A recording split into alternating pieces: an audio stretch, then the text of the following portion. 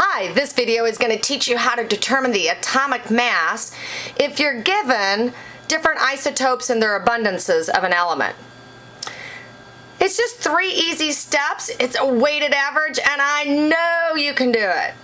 Step 1, all you have to do is group the masses and abundances together of each isotope and just multiply them together. This is going to give you a contribution based upon that isotope. The next thing that you do is you just add up all those contributions, and finally just divide all the contributions by 100 to get the atomic mass. You can check your answer on the periodic table. It's the bottom number. Let's do an example. Chlorine has 2 isotopes. Its mass and percent abundances are given there. So all we have to do is just group those together, multiply them, and get a contribution. Notice I rounded my number to significant figures because both mass and percent abundance are measurements. So in this first example, the smallest number of sig figs is 4, so your answers are rounded to 4 sig figs. The next step is you just add all the contributions. So I'm going to add those up. Remember, when you add numbers that are measurements, you will round to the place of the decimal, around the decimal, of the least accurate number.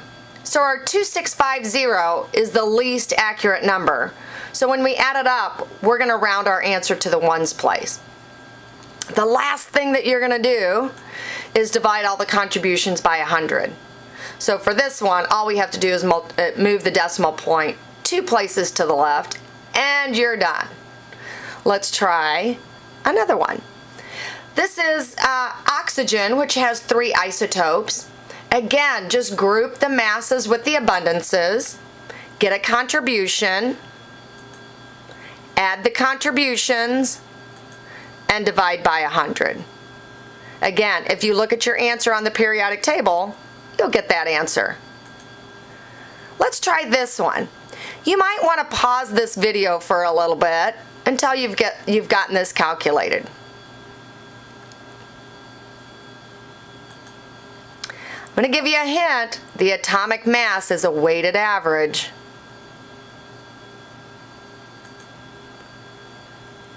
This is how you calculate it.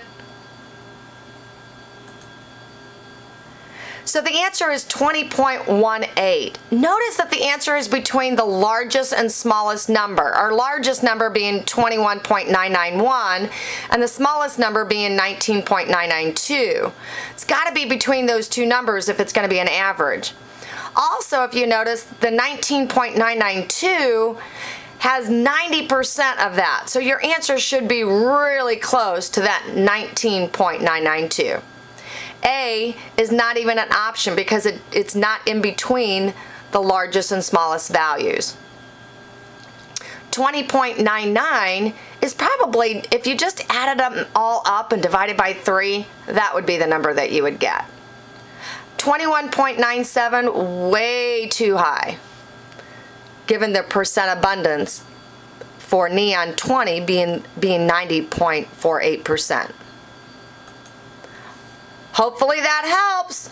See you in class. Bye.